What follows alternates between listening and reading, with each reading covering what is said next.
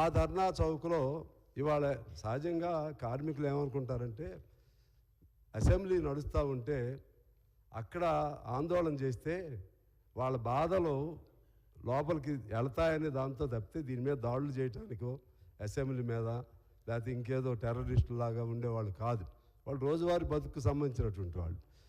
దానికి సంబంధించి మీకు తెలియజరుగుతుందో నాకు తెలియదు, కానీ పోలీస్ డిపార్ట్మెంటు అత్యుత్సాహంతో ఉంది. దారుల్లోనే అరెస్టులు చేస్తూ ఉంది. దారుల్లోనే ఒకవేళ టైం ఇచ్చినా 2 గంటలని పేరు పెడుతుంది. చాలా పోలీసులు ప్రజా ఉద్యమాలను అణిచివేస్తున్నారని మీ దృష్టికి నేను సవినయంగా తీసుకొస్తున్నా.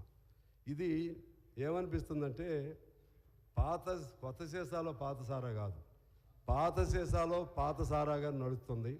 పాత వాళ్ళ చెప్పుల్లో కాళ్ళేసి నడుస్తున్నట్టుంది.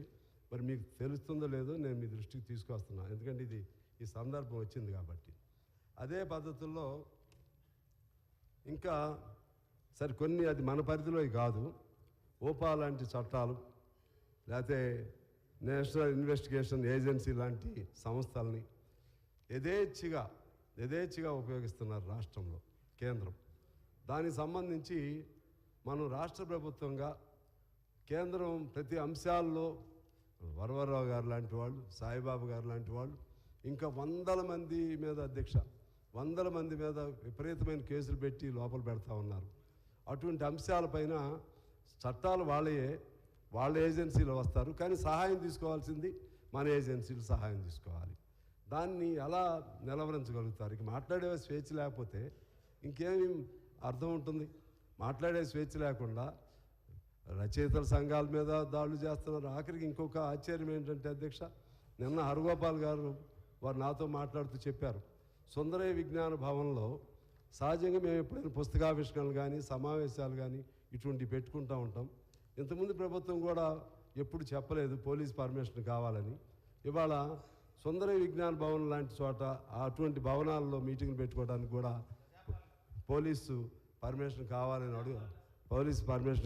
అడుగుతున్నారు. అందువల్ల అదే మీరు వదిలేసిన చెప్పుల్లో వాళ్ళు కాళ్ళు పెడుతున్నారు. నా బాధ అది.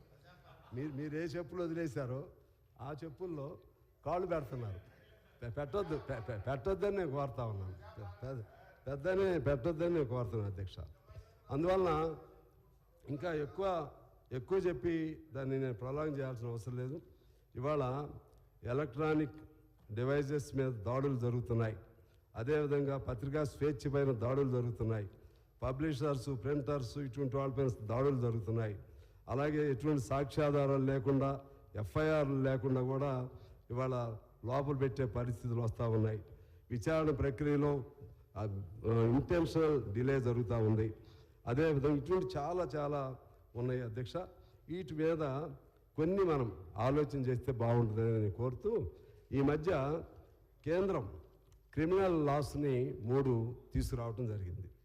దానికి మనకున్న రిలేషన్ పైన కూడా దాన్ని మనం ఏ మేరకు to what extent we are going to implement such laws, whether we are in a position to reject them or adopt them, దానిపైన కూడా మీకు క్లారిటీ ఉండాలని నేను కోరుతున్నాను. అందులో అప్పుడు రమణ గారు సుప్రీంకోర్టు జడ్జిగా ఉన్నప్పుడు ఆయన రాజద్రోహం అనే సెక్షన్ తీసేయమని చెప్పారు.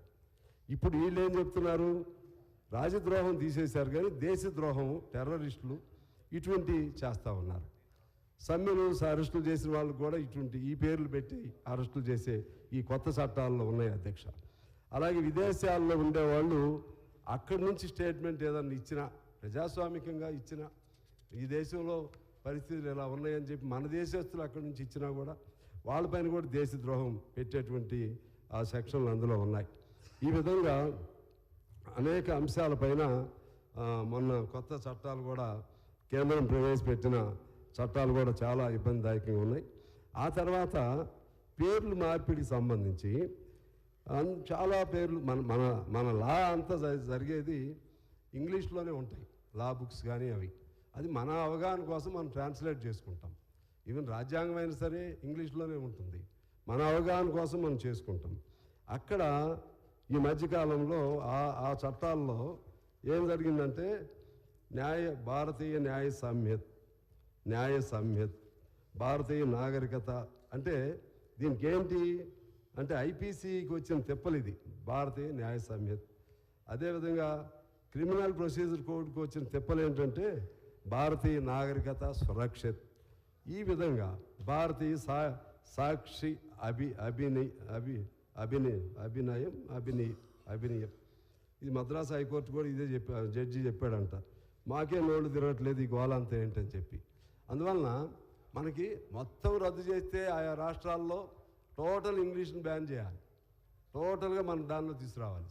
కొంత అది, కొంత ఇది, కొంత అది, కొంత ఇది, ఈ పద్ధతుల్లో చట్టాల్లో మార్పులు జరిగినాయి. వీటన్నిటిపైన కూడా మీరు జాగ్రత్తగా ఇప్పుడు కర్ణాటక, తమిళనాడు, బెంగాల్లో వాటిని వాళ్ళు ముఖ్యమంత్రి గారు కూడా వచ్చారు కాబట్టి కర్ణాటక, తమిళనాడు, బెంగాల్లో ఆ కేంద్రం ప్రవేశపెట్టిన ఆ క్రిమినల్ లాస్ని మేము సవరించుకుంటామని చెప్పి వాళ్ళు నిర్ణయానికి వచ్చారు అధ్యక్ష. అందువలన మన ఈ ప్రభుత్వం కూడా దానివైపు ఏమైనా ఆలోచన చేస్తుందేమో తెలపాలని కోరుతూ, అంతిమంగా ముఖ్యమంత్రి గారికి వచ్చారు కాబట్టి మళ్ళొక్కసారి మీరు ఉద్యమకారుడు, అనేక సార్లు మీరు ఇబ్బందులు పడ్డారు, సేమ్ రిపీట్ అవుతుంది ముఖ్యమంత్రి గారు. దయచేసి నన్ను మీరు వేరేగా అర్థం చేసుకోకండి. మామూలు సామాన్య కార్మికులు, పేదవాళ్ళు ధర్నాలు చేసే అవకాశాలకి మనస్ఫూర్తిగా అవకాశం జరగట్లేదు.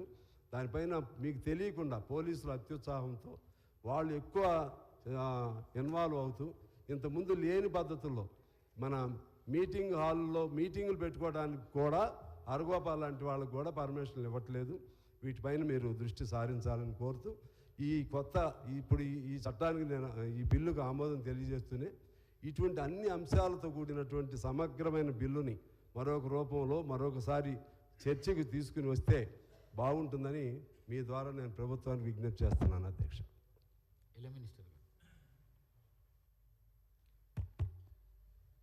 సార్, గౌరవ సభ్యులు కేటీఆర్ గారు